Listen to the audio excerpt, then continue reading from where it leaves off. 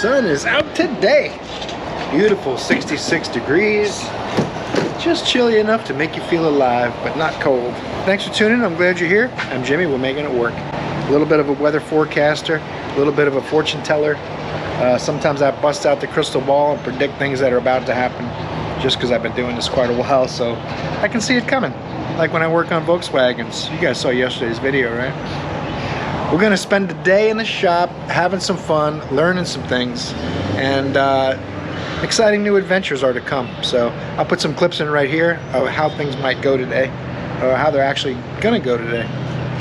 All right, where was I from yesterday? Let's see here. Chrysler 200, another Volkswagen. Is that thing got a Hemi?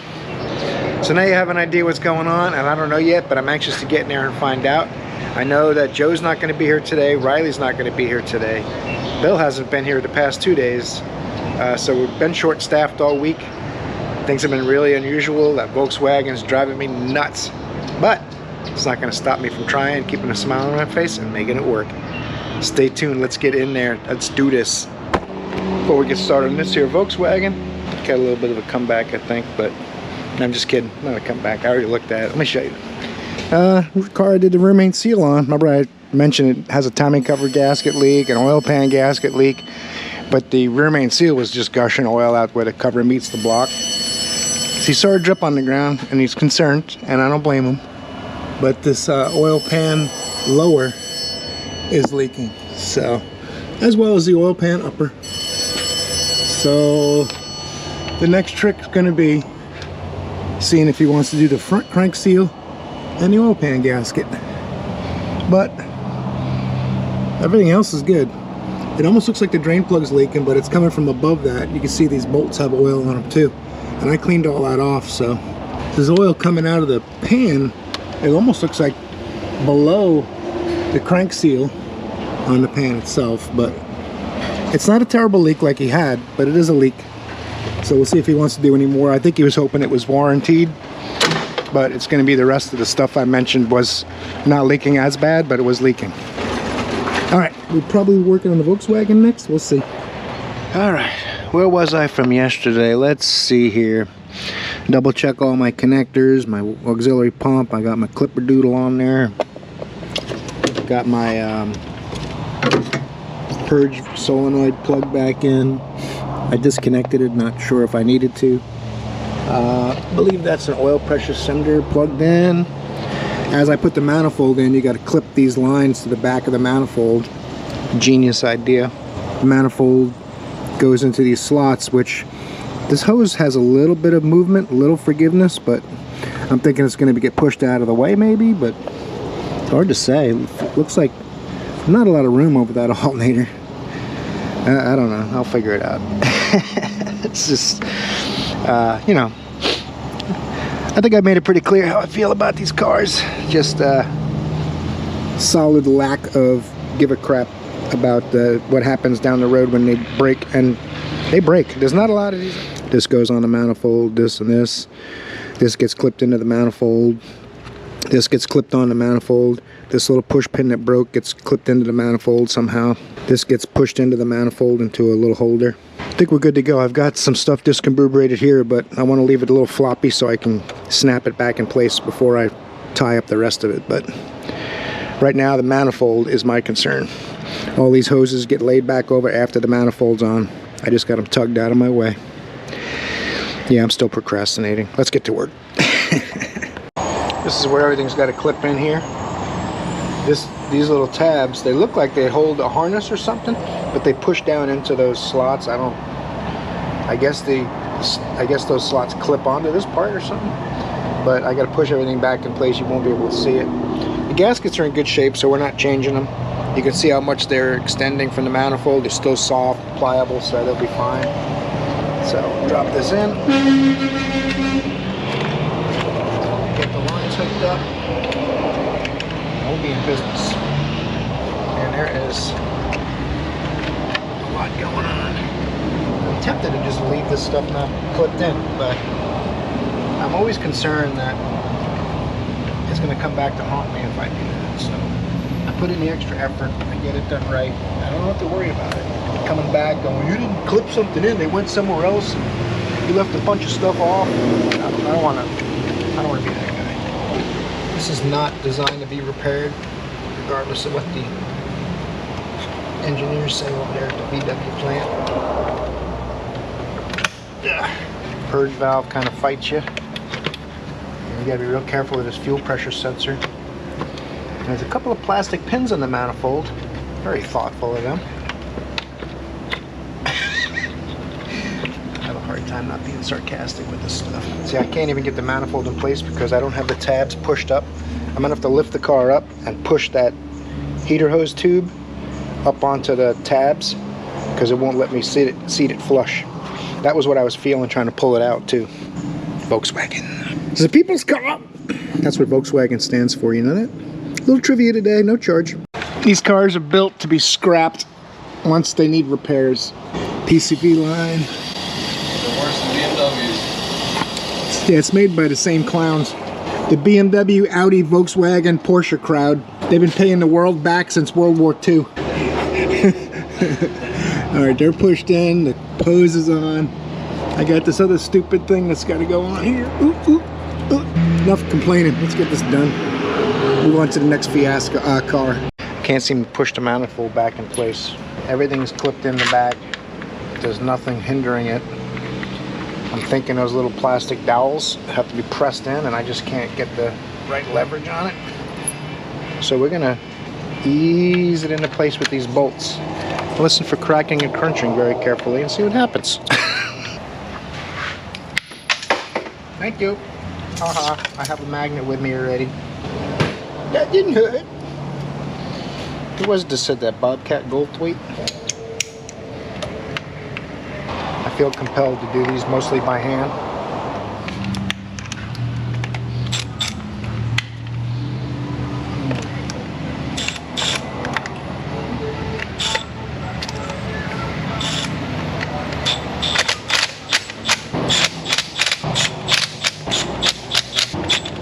I'm gonna make up my own torque specs. Can't find any information on this like I told you.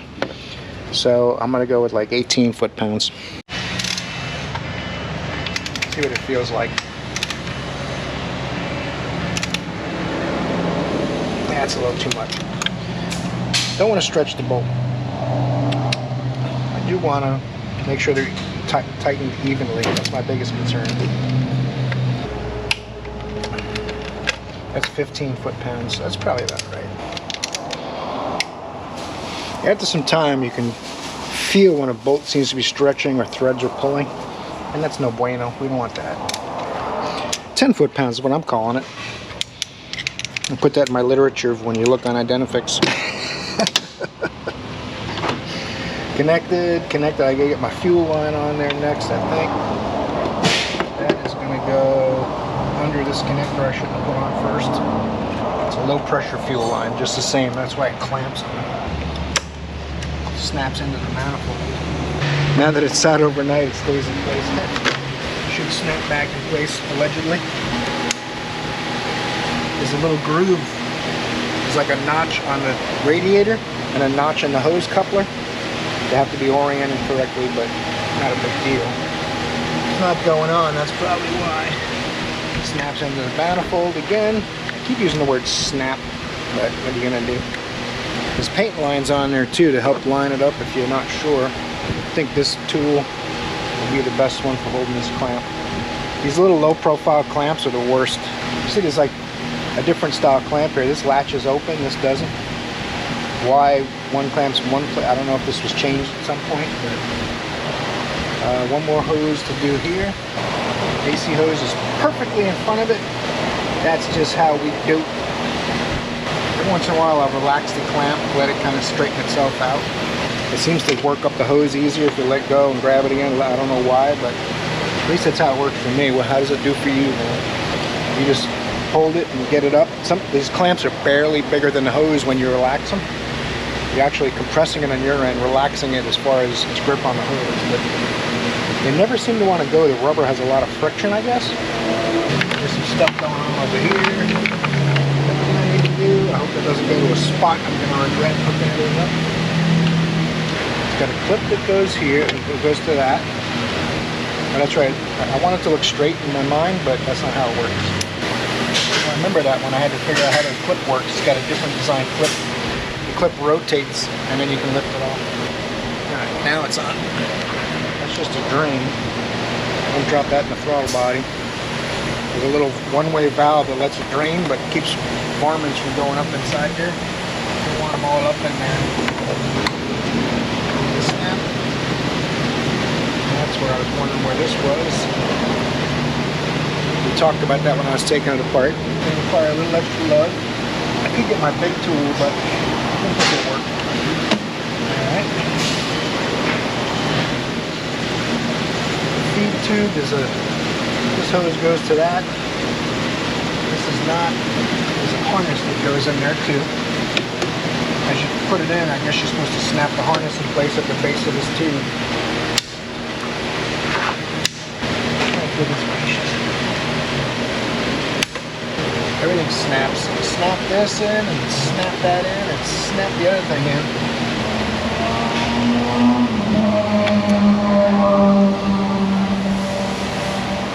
Jimmy, it's your call. Do you want to draw a stick or do you want to cheat? Oh, cheap. What do you want? Food. I'm good. What's your pick? I only pull stick. I can't decide. Think about it.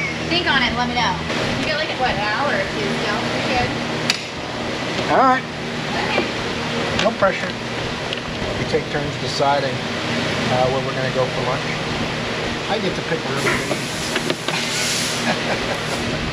17 screws, hold that on. We're good to go. Everything's plugged in, plugged in. What do you think about lunch? What are we going to get for lunch today? I got a couple of screws loose. So I've been told. This kind of snaps on and kind of doesn't. Kind of bolts on. It's like they couldn't decide. This goes on the back side first. When you pull it forward, they're like hooks underneath. You pull it forward, tighten these two screws. That's easy. That's a big deal, Jimmy. Everything clips into place except the air filter. You got to bolt that down. Did I mention that? I don't know. I can't remember which things I bitched about and which ones I didn't yet, so I want to make sure I touch on all of them. You're going to have to vacuum fill this monstrosity. Let's get that device. Fill the old bucket with some fresh, clean antifreeze. If you haven't seen this device, this is a vacuum filling tool. It lets you pull a vacuum on the cooling system with shop air. Just uses an air bleed. As air rushes out the bleed, it pulls air out of the sealed system, and you get a vacuum. Then it fills easy. You get less air pockets and stuff. You still have to check it, but it reduces it. So you don't want the coolant to flow. Turn it off with this valve. You have to hold it on when you're first doing it. Once you get a good vacuum, you can let go of it. As long as the shop hose isn't pulling on it too hard.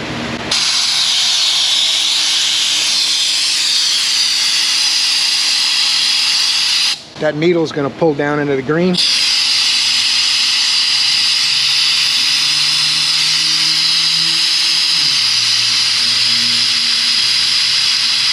And you'll actually see the coolant hoses will flatten out because there's no air pushing them out anymore and no coolant pushing them out. So they're under a vacuum. They suck in. That actually means you have a good seal. I like to let it sit a minute. It's not a great leak test, but if you have a bad leak and you forgot a hose, it'll just pull right back. As soon as you let off, it'll start pulling down.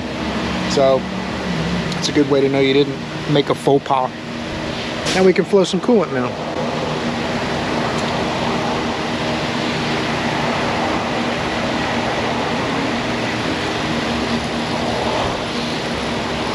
Won't take long. I'll be draining this bucket pretty quick. So I keep an eye on it. When your vacuum goes down enough, the system's probably full or really close to it. Most of the time I'll have to add just a little coolant to the overflow afterwards. Sometimes it'll overfill, you gotta pull some back out, but usually not. That is about it, and the coolant will actually back down the hose after it's lost vacuum. You can see it gurgling. It's backing down the hose, so that's about it. Nice and easy. 98% of the air is gone now. Just have to run it a little bit and top it off. Just double check it. Pour the leftovers back. Even for the next wheel time. Still brand new coolant, so a little bit of dust and stuff in there. I cleaned it out, but looks like there was still some. I'm not going to put the rest of that back in there. I rinse everything off with water. Put my vacuum fill tool back in the bucket. Keep them together in the corner of the shop, just to, so it's only for coolant. Oh, that's not so bad. I didn't. I don't think they had an oil change on the ticket, but I said, you know what? This filter's been on here for years. Let's change the oil. Turbo cars, I mean any car really nowadays with variable cam timing and all that stuff, you gotta change your oil, man. I've said it before, I'll say it again. You gotta change your oil. Oh, I don't have time. Oh yeah, you don't have time for an engine. It costs a lot of money. Well, if you can afford an engine, there's just no reason not to do it. And I like cars. And I feel bad for them, the way they get treated sometimes. People talk about modern cars being less reliable. I'm like, no. 200,000-300,000 miles I see them neglected the entire time and still going. I mean, yeah, some engines, they go 40,000 miles without an oil change, they blow up. But people that just change the oil once in a while, every couple of years, every 20,000 miles, they don't blow up. They still keep going. Leak oil like they used to. Remember quart gaskets? I mean, that was ridiculous. If a car had 18,000 miles on it, had oil leak. I mean, back in. So and we got a lot more gadgets and conveniences and all those other things on top of it, and they're still more reliable. When those systems go out, they're really expensive. That is a problem. They're not less reliable, to me at least. You guys tell me what you think. While I get my 17mm for the drain plug. That wasn't bad. Ooh, that started leaking quick. I'm seeing a new drain plug gasket in the future.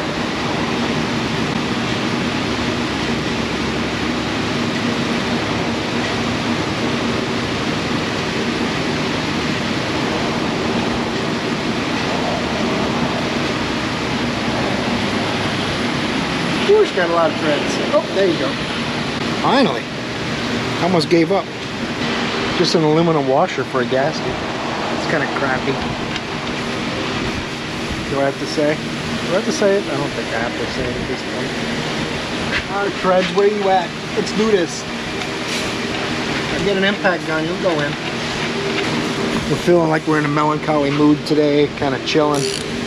Put, have you heard that song before? I don't think so. I've never heard a bunch of Chicago in my day, but I've been searching so long. It's a good song. We're playing a little Chicago over there. Trying to mellow the mood a little bit. Less metal. A little more soft rock. You know, sometimes you just get in the mood for a little country, a little soft rock, a little jazz, whatever it might be. I even listen to classical. Listen to everything.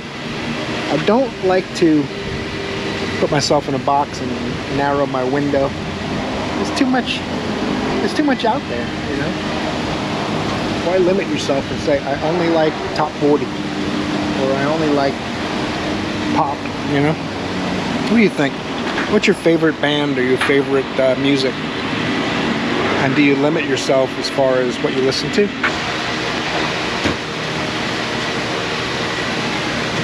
Under tray's on. I cleaned it all off real good. Little engine degreaser. It's like brand new now. Except it won't, with all the dirt gone, it won't hold oil as much, but hopefully it won't leak oil, right? They even make the valve cover so you can't put a funnel in it. That's nice. They want you to buy a special Volkswagen funnel.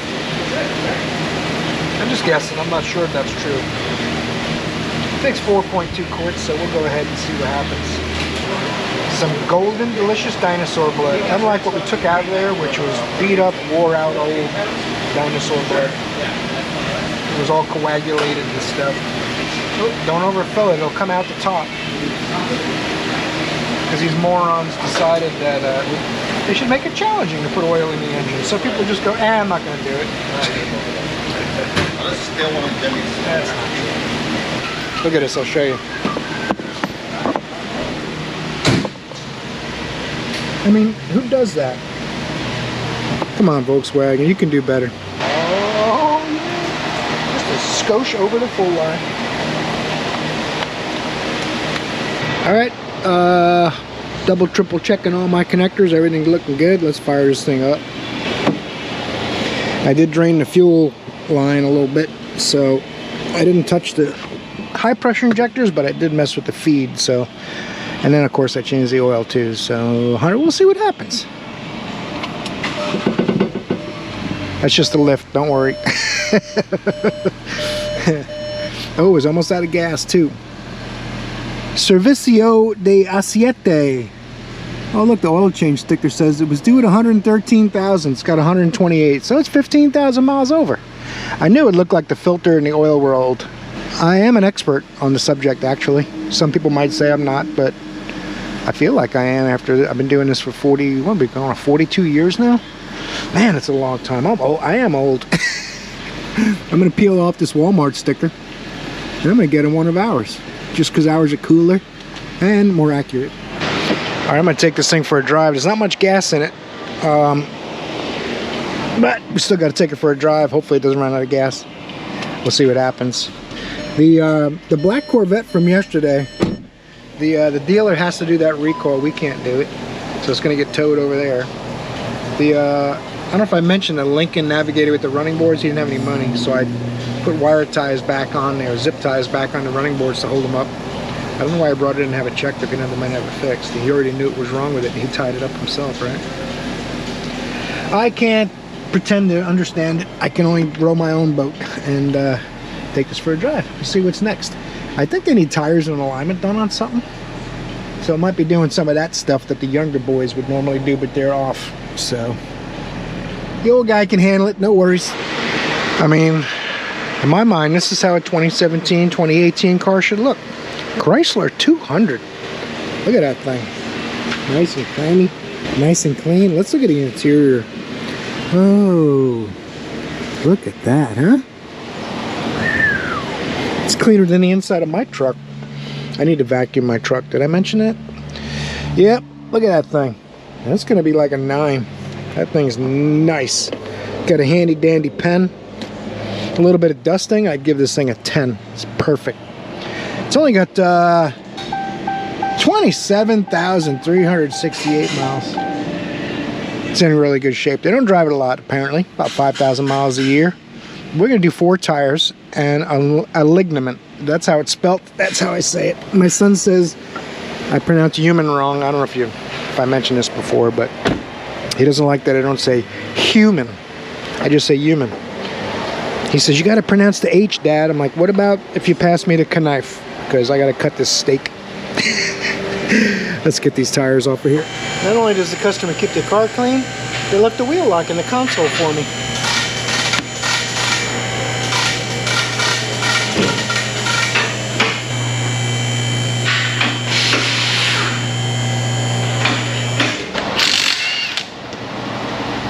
Oh my goodness gracious. Oh my, you wouldn't want to make them flat either. Somehow I think the Germans were involved. Oh, that's right, Mercedes. Oh my goodness, I gotta get some special European wheel stud tools. Different thread. None of the tools in my kit fit, so I gotta buy more tools. Luckily these aren't heavy. I just deal with it.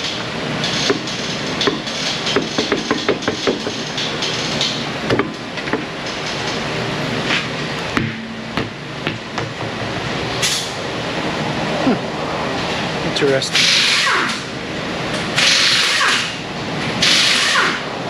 I do want to take the center caps out while I'm here. Might as well. Yeah, I know. Not bad. My bad. I didn't do it on purpose. I did it by mistake. Right. Carry on.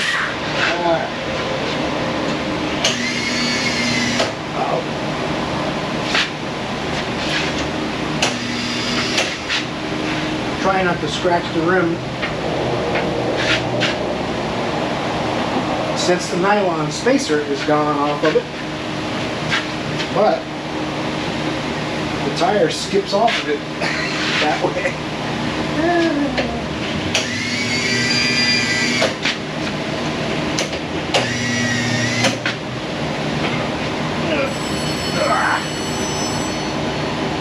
Interesting. I don't want them to have to buy their customer new rims. But they got options. See if that'll work. I don't think it will. Yeah, look at that. I told you it would work.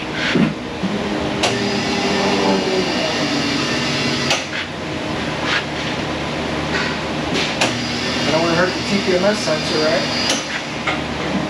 So we're going to put it on where the TPMS sensor is last. The opposite, when we take it off at the TPMS sensor. When we put it on the TPMS sensor last. It never puts any pressure on it that way. And a little air pressure won't fix.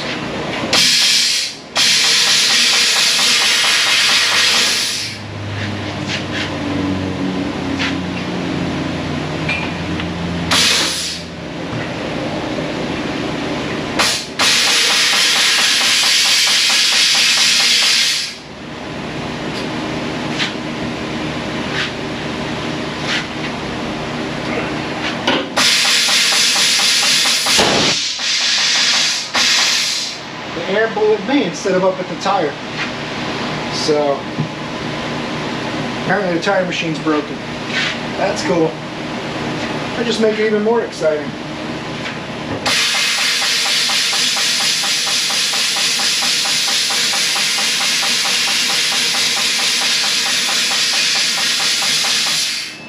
Alright.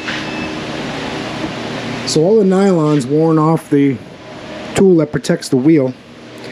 And the inflation hoses are broken off the bottom. So basically we shouldn't be mounting tires till we can get this all fixed. But you know how that goes. You guys that have been doing this a while. Just make it work. Okay, I hear you. Okay. I know that's how I name my channel. But at some point you gotta fix it. After playing with it for 10 minutes, I got the beads to seat. I had to flip it over the little rubber valve stem portion. It didn't want to get up on the bead. And I just kept it pumping while I was manipulating it. So finally took some air and seated the beads. It's going to be fun getting all four done. Wish me luck. Boom, one's balanced. One more tire to go. I think I got a system now.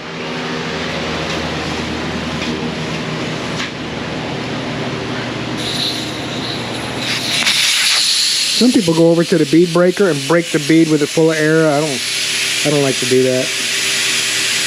Probably not doesn't hurt anything. Just I don't like the sudden rush of air. Hurts my ears. Once this is most of the way down, I'll go over and pop the beads.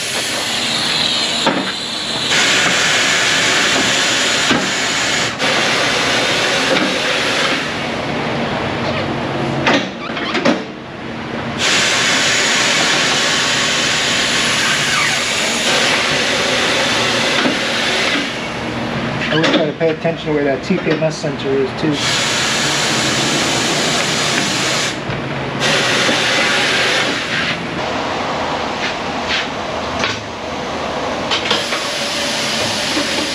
I do have a bead breaker thing. By the time I set it all up, these beads come off relatively easy.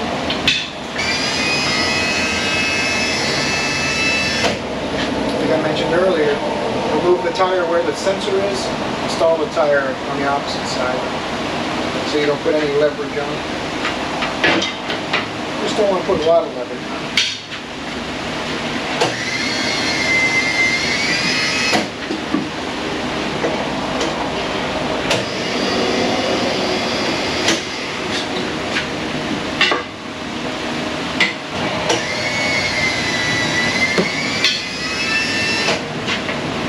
I see what you're saying. There. These aren't directional.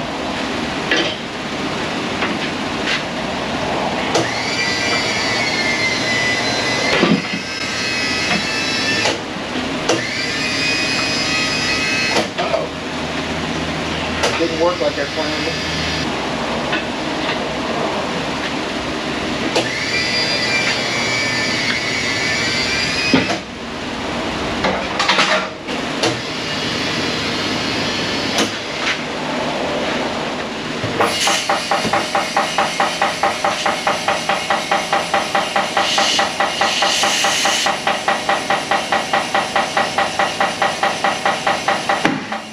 Loud up the hill.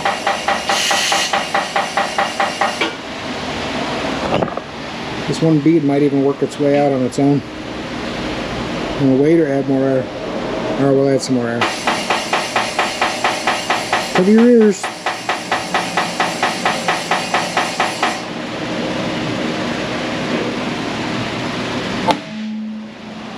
Told you. Got my valve core ready to go. Now if I know I've got the air pressure high, when I pop the bead, then I won't worry about doing that so quick. But when I know I'm below the 34 PSI I want, I do it a little faster. I don't know why. I kind of like to test myself and see how close I can get it and mess around. I don't know if everyone does that. You guys do that? You know, like I'll fill the air pressure and try to guess how much over I gotta go so I get the core in and the pressure's right. I just enjoy testing myself that way for some reason. It doesn't really mean anything, but it's really cool when it works out. These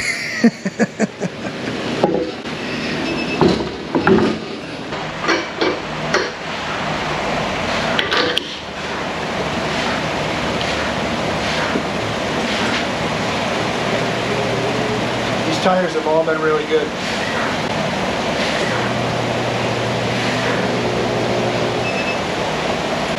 Ounce and a half or less, and one of them I even came up 0, no weights. So this one's going to need 1.5 ounces. We are static balancing, and I will drive it and verify there's no concerns. Oh, you know what? Ha ha! That's my fault. I was doing it before mounting the tires, like I normally do, but I wanted to film this last tire, so I forgot. Let's spin it again, see what happens. Maybe it'll zero out, because that was opposite where the weight would go. Oh, nope, just got a 1/4 ounce better, and it's probably on the other side of where those weights were. It's interesting. There it is. Now, question is, do I have 1.25 ounces weight around?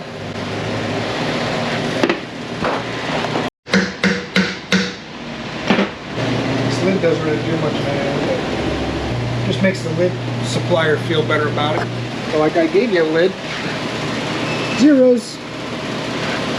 It'll still beep and tell you where the 0 weight goes. Ta-da! That's where you put no weight. That's my valve core tool.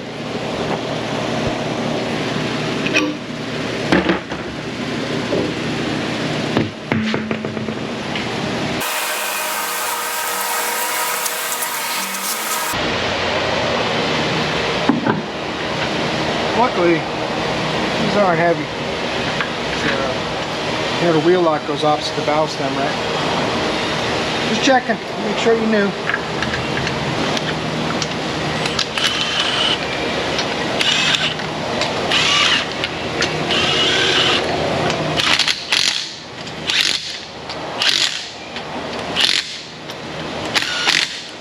Center cap, logo points away from the valve stem.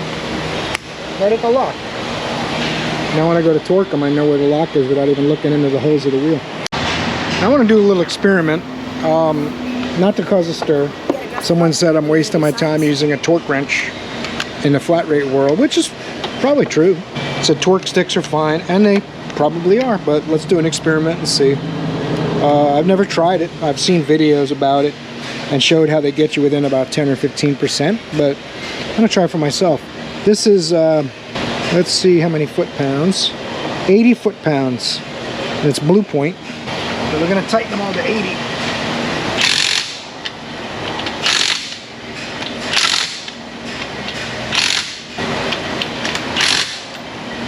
Now I'm going to use my torque wrench and see how many foot-pounds it takes to move the nut some more. And we'll see what that number ends up being.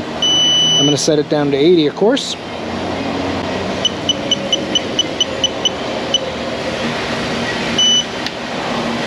$81, $85, 80.7, 80.2, 81. Okay, so it's pretty good. That was within a few percentage points. A couple of them I had to tighten some more, and a few of them were a few foot-pounds over. Because even when it beeped, I just went a little more until the nut turned, so I could see what the torque spec was after moving the nut a little tighter. And it was all really close, so that's good. It proves that it's a waste of time using a torque wrench. The problem is when you use a torque stick, how long you keep it on there chattering, how quickly you stop, that affects the torque more than the torque stick probably does. Plus these do have a lifespan, so you got to keep after that. With this, I know that I'm much closer, even though these aren't 100% accurate either. But they still give you a really good idea, and you've seen a number of what kind of torque you might have on that nut you just tightened. So I just like to use it. It's not something, when I make these videos, it's not saying you have to do it my way. All I can show you is how I do things. If something's working for you, keep doing it.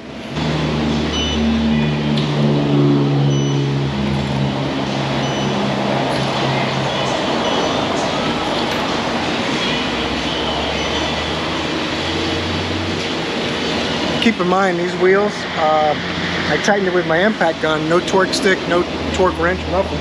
We'll see how close they are.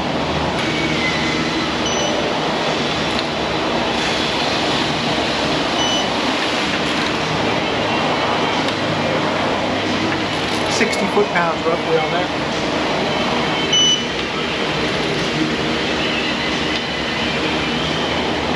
$48.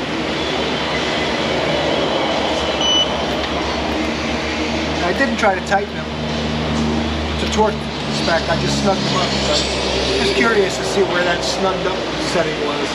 The next car I take the wheels off of, I will try to get it by feel with an impact gun to the torque spec, and then we'll see how close it is without any torque stick at all. That should be a fun experiment.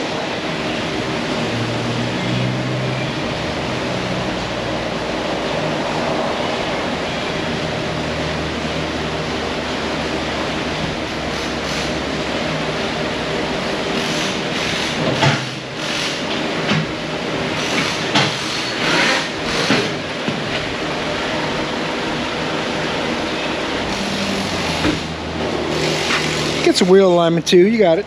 You got it right. Good guess.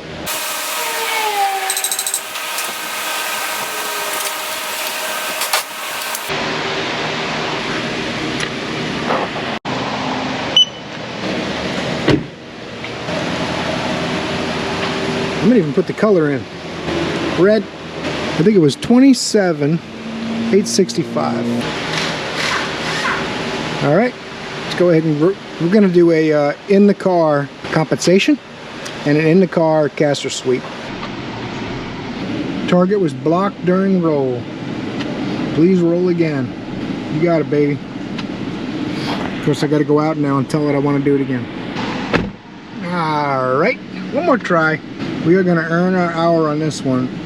For some reason, the rear heads are going backwards too, which someone changed the setting, I'm guessing. I don't know.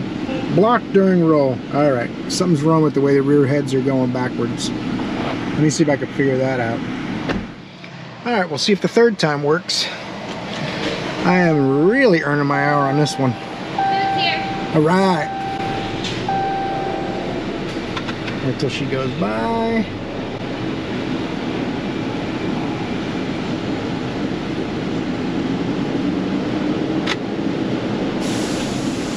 All right, it worked. Yay! Now I'm gonna wait till she goes by again, and then we'll do a caster sweep-a-rooney. The caster sweep's what you normally do when someone walks by while you're doing it. It's a caster sweep-a-rooney.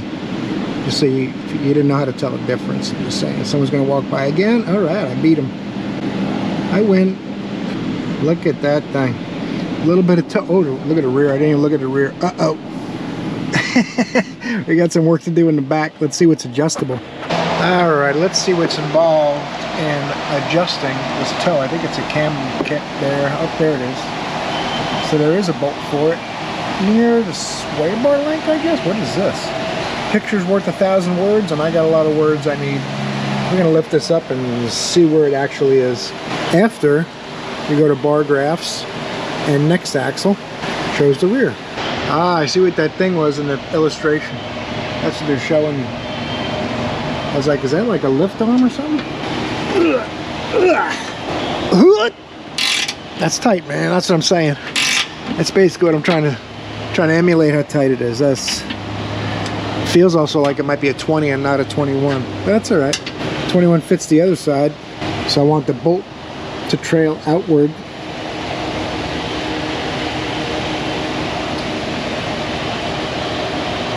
Oh, Bill wants to be famous. Look at that. Boom. Perfect. You know what though? The camber's out a little. I should have adjusted that first, because the camber will affect the toe. Oh, but you know what? It's a little tiny guy. All right, let me grab some more tools. 17 it looks like. Oh, you know what happened? When I adjusted the toe, it moved the camber.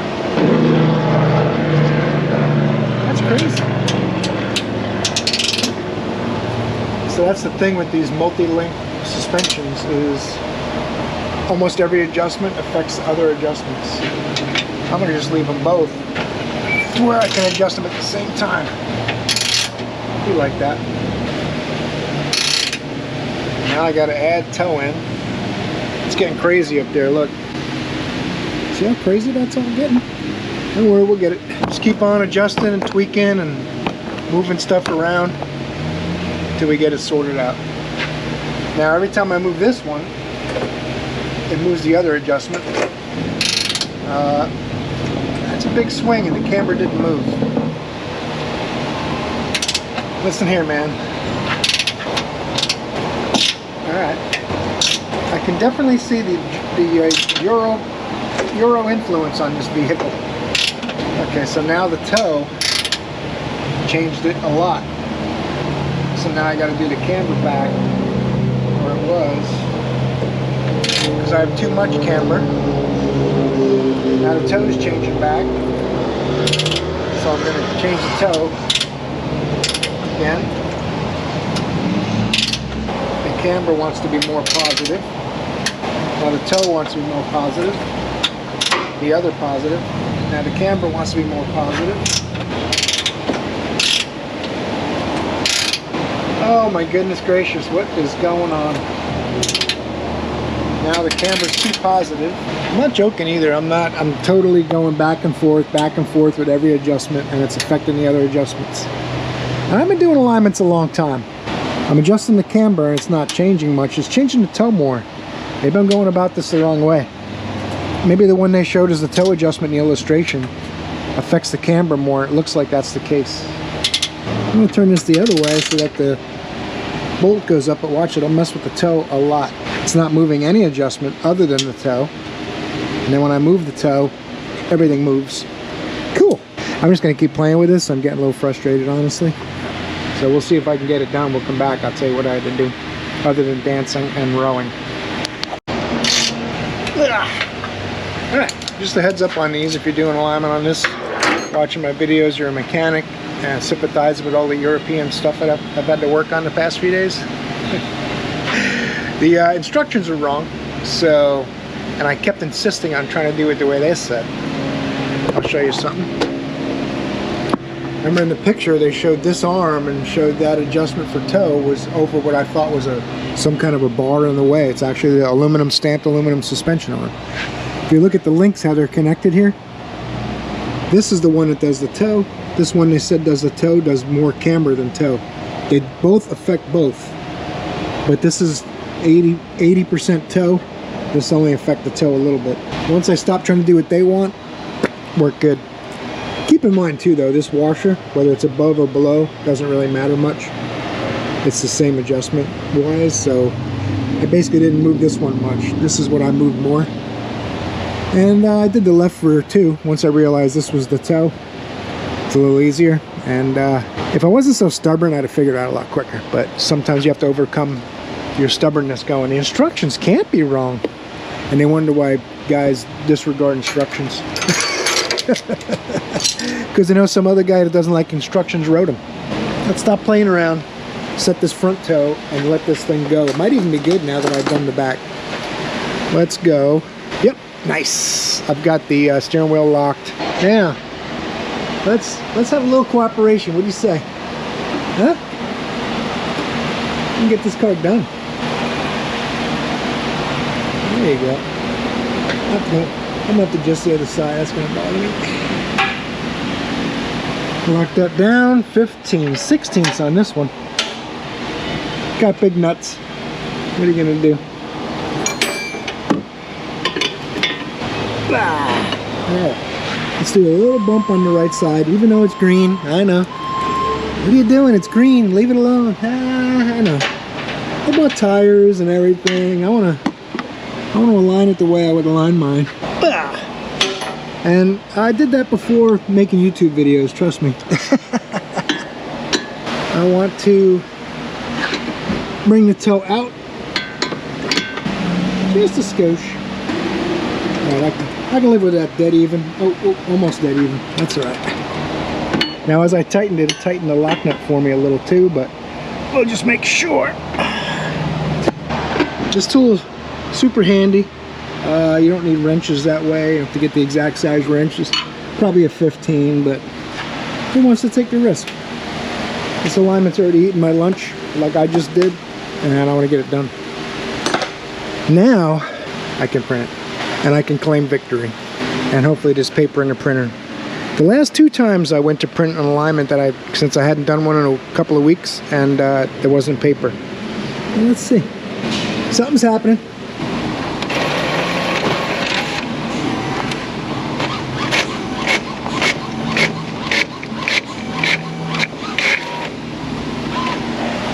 Nice.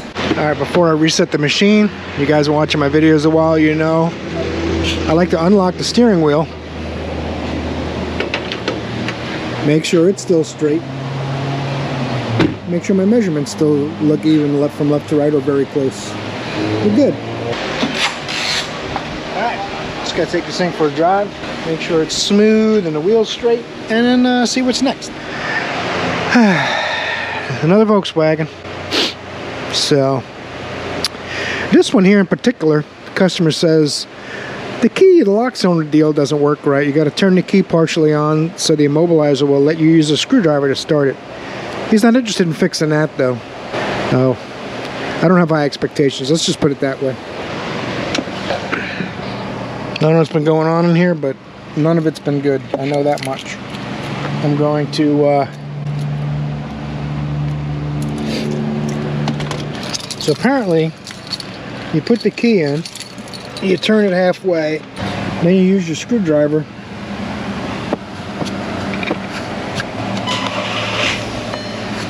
There you go. He says it doesn't start. I'm like, what's wrong? Nothing wrong. What are you complaining about?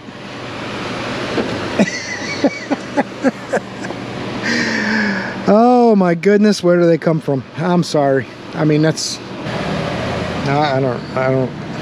I brought my scanner thinking I was going to have to scan it and it was going to have immobilizer codes or something because they said it doesn't start. So, hey, but on the good news front, it's got gas in it. More than the other Volkswagen. That's good. I'm going to let this thing run a few minutes, see what happens. Riley was playing with it a little bit yesterday, so maybe he charged the battery or something. I don't know. I have to go talk to Paul Harvey and find out what kind of information might be missing. And we'll see what happens with this car. It's got light bulbs out, it's complaining about that, but if you don't want to fix your ignition switch, you probably don't want to fix that either. Feels like the tumbler doesn't turn. The key tumbler's bad, the lock cylinder, so he just discombobulated it to get it to start. Oh, it makes me sad when people don't like their vehicles at all. People hate their vehicles, they just have to get to work. Sounds good. Maybe I'll shut it off and check the oil and things like that too. Looks like it's got a brand new battery, so maybe it had a bad battery. We put a battery in? I don't know. Like I said, I'm gonna go find out and we'll revisit this one. Does that thing got a Hemi? I really like the front end of these cars. Yes, as a matter of fact, it does. but it ain't run too good. Oh, it's got a bang. That's terrible. Super clean car. I'm gonna give it an 8 inside. I believe it's a 2015. I gotta take a look, but 52,973 miles, about the life expectancy. That's about when problems start. So we're gonna find out why. He says it runs hot. It seems to run bad when it gets hot, which those definitely do go together. Let's take a look at the coolant level under the hood. Maybe grab a scan tool, see if there's any codes related to overheating or some other kind of issue.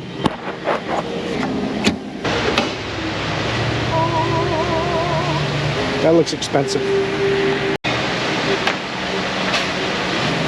I'll tell you one thing. Coolant's full or very close to it. It's not down to minimum. That's the cold fill line. When it's under pressure, the coolant level actually will go down, because that is a pressurized expansion tank, not just an overflow tank. Overflow tank is not pressurized. It just lets coolant spill into it, and then when the cap is on the radiator, as the engine cools, the coolant shrinks or withdraws, and it actually pulls coolant back in, because the system doesn't want to be below atmospheric pressure, you know. So the cap works two ways. It lets it purge coolant into the overflow and suck it back in. This expansion tank works the same way, but it's part of the pressurized system. Kind of the same but different. Hope that makes sense. I'm guessing that he's got a problem with fans. It's definitely hot as HE double hockey sticks. So let me get my scan tool and we'll see if the fans run. That's my first inclination, so that's what I'm going to go with. You got to trust your gut sometimes, especially if it's full of KFC. Have I mentioned that my only really gripe with this scan tool is that it doesn't have a kickstand? Alright, let's get these two talking, and we'll put it in bi-directional test mode. If you're going to buy a scanner, whether it's the Launch or the Top Don, you also see me use. Inexpensive scanners are way better nowadays than they were 10 years ago. But if you're going to buy one, whether you're a do-it-yourselfer or an entry-level mechanic or whatever the case may be, the number one criteria for me is bi-directional, so you can do tests like I'm about to do, and it's also good if it's Bluetooth, so that you don't have to have a cable going from the OBD2 connector out to under the hood or wherever you may be. You can use a bi-directional scan tool to work a trunk or a window or a fan or anything you want, anything a computer controls. So it's definitely something I would do. If you're going to buy any kind of scan tool, at least get one that has those capabilities. So 2010, I thought it was way newer. This thing's in great shape. Low miles, 14 years old now. 4,000 miles a year he's driving or so, something like that. And since it's a Dodge, it's telling you that it's very upset if there's anything going on. System selection, I'm not worried about pinging all the modules. I'm going for a specific problem. Read fault codes. No DTCs. Couldn't have got too hot. Actuation test. You can turn fuel injectors on and off. You can turn the alternator on and off. Fuel pump relay. A lot of possibilities. There should be one in here for fan. Radiator cooling fan 1. Select a way to start the actuator. Toggle will turn it on and then off. And after a certain amount of time, it'll turn it back off. That's too long. I waited enough. Off. Off. Now it shuts off permanently. I had to leave the actuation test mode for it to stop toggling it. That's kind of weird, but the fans are working. Now I wonder, maybe it is leaking and maybe he added coolant, but I doubt it. It's too hot for me to open right now, and I don't see anything dripping. Or let's fire it up and see what the temperatures actually are. See if it runs the fans itself. I know it needs a battery. Did you hear the way I crank? Battery back. Should we test it and go through the motions, or trust me? I'm going with me. Aha. Test and spec. Hesitates when starting. Worse when warm. Gauges on dash go backwards. RPMs tend to stay higher. Doesn't feel like it's running normal. Chryslers are one of the brands that are very susceptible to battery voltage problems. If that voltage goes below about 10 volts, these things do all kinds of weird stuff. I've seen them set throttle body codes and oxygen sensor codes because the battery voltage went low. and it just freaks out the module. So we're gonna put a battery in it, see how it goes, because I know it's a battery. That's why. How about that? Look at the size of that battery. She's a big girl. She goes in the trunk, and you don't want to try to discombobulate the terminals with a power tool to at least get the negative off. So I'm going to use a wrench. I'm not sure how many of the hold downs it's got, but I see one right here I'm going to deal with.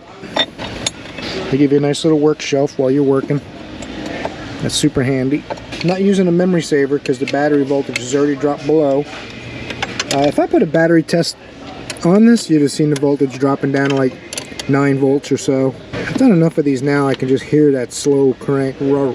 If it had high mileage on it, then you would probably want to do a amperage test on it, but that wouldn't really tell you much. If the voltage drops below a certain point, the amperage is going to go up. That's how electricity works. So you basically would end up putting a battery in it just to test further, if nothing else. That's what we're going to do. Put a battery in it and see how it goes. But I got a good feeling. So extra stuff holding this down. It's Mercedes, 2010.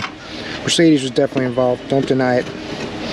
I'm sorry to all my Chrysler guys, but this has got to come loose, looser. Okay, that should be good. Battery's 6 years old. Life expectancy in Florida, 3 years. I always try to put these back on too so they don't short in transit. Sometimes on pallets, the parts stores have told us they've had batteries catch on fire and stuff. So I always try to put the covers on. Man,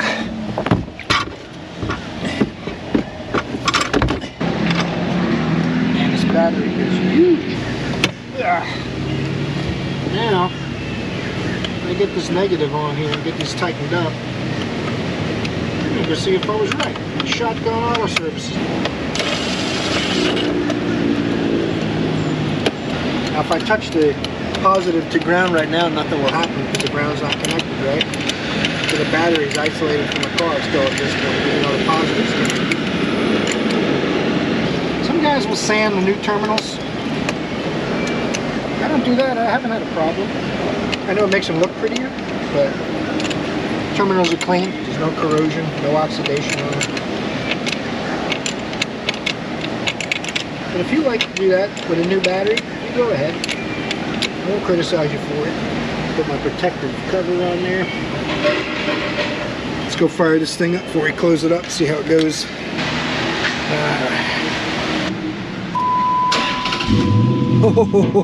Oh, you hear that thing? I thought it was going to spin the motor right out of the car. That was quick and easy. I like those. Between the diag and the battery install, I think it's an hour or something like that. So it does miss left rear TPMS sensor and the light's flashing. So I bet you a 20 spot the codes for left rear sensor bad, or they might call it sensor 3 or something like that. He didn't ask about that, so I will remind him when I pull this car around. If we come back and I'm working on it, you know what happened with that. If we come back and I'm not, you know what happened with that. All I can do is recommend some wiper blades, but it's kind of too late for this windshield. It's already roasted over $20 wiper blades. But I got a little slow today. I did wash the truck though, so that's cool. Finally made the wheels shiny again because they're all cleaned up. Thanks for watching today's video. Make sure you torque the like button and subscribe, because I know Rob's already subscribed. So hope I see you in the next video. You're awesome.